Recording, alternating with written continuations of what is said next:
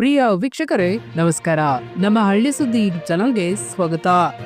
ಗೃಹಲಕ್ಷ್ಮಿ ಅಪ್ಡೇಟ್ಗೆ ಸ್ವಾಗತ. ವೀಕ್ಷಕರೇ, ಸಮಸ್ತ ನಾಡಿನ ಜನತೆಗೆ ಹೋಳಿ ಹಬ್ಬದ ಶುಭಾಶಯಗಳು ತಿಳಿಸ್ತಾ ನೀವು ಕೂಡ ನಮಗೆ ವಿಶ್ ಮಾಡಬಹುದಾದ್ರೆ ಕಾಮೆಂಟ್ ಬಾಕ್ಸ್ ಅಲ್ಲಿ ತಿಳಿಸಿ.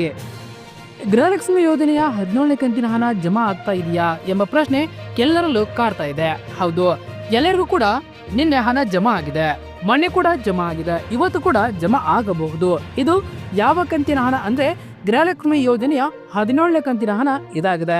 ಹೌದು, ಇನ್ನು ಯಾವ ಯಾವ ಜಿಲ್ಲೆಗೆ ಈ ಹಣ ಜಮಾ ಆಗ್ತಾ ಇದೆ ಎಂಬ ಸಂಪೂರ್ಣವಾದ ಮಾಹಿತಿಯನ್ನ ಈ ವಿಡಿಯೋದಲ್ಲಿ ತಿಳಿಸ್ಕೊಡ್ತಾ ಹೋಗ್ತೀವಿ.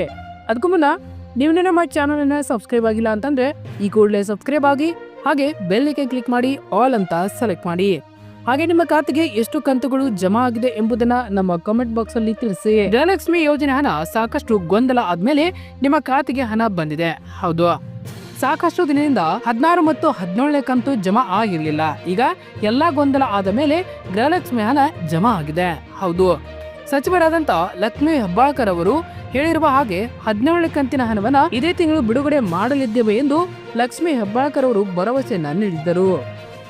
ಅವರು ಕೊಟ್ಟ ಮಾತಿನಂತೆ ಇಂದು ಹೋಳಿ ಹಬ್ಬದಂದೇ ಜಮಾ ಮಾಡಿದ್ದಾರೆ. ಒಂದು ವೇಳೆ ನಿಮ್ಮ ಖಾತೆಗೆ ಬಂದಿಲ್ಲ ಅಂದ್ರೆ ಇವತ್ತು ನಿಮ್ಮ ಖಾತೆಗಳಿಗೆ ಜಮಾ ಆಗಲಿದೆ. ಒಂದ್ಸಾರಿ ನಿಮ್ಮ ಅಕೌಂಟ್ ಅನ್ನ ಚೆಕ್ ಮಾಡಿಕೊಳ್ಳಿ.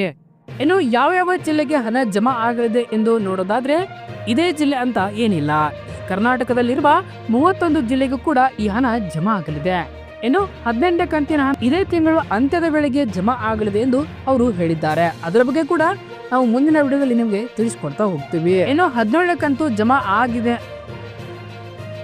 ಇನ್ನು ನಿಮ್ಮ ಖಾತೆಗೆ 17ನೇ ಕಂತಿನ ಹಣ ಜಮಾ ಆಗಿದೆಯಾ ಇಲ್ವಾ ಎಂಬುದನ್ನ ನಮ್ಮ ಕಾಮೆಂಟ್ ಬಾಕ್ಸ್ ಅಲ್ಲಿ ತಿಳಿಸಿ.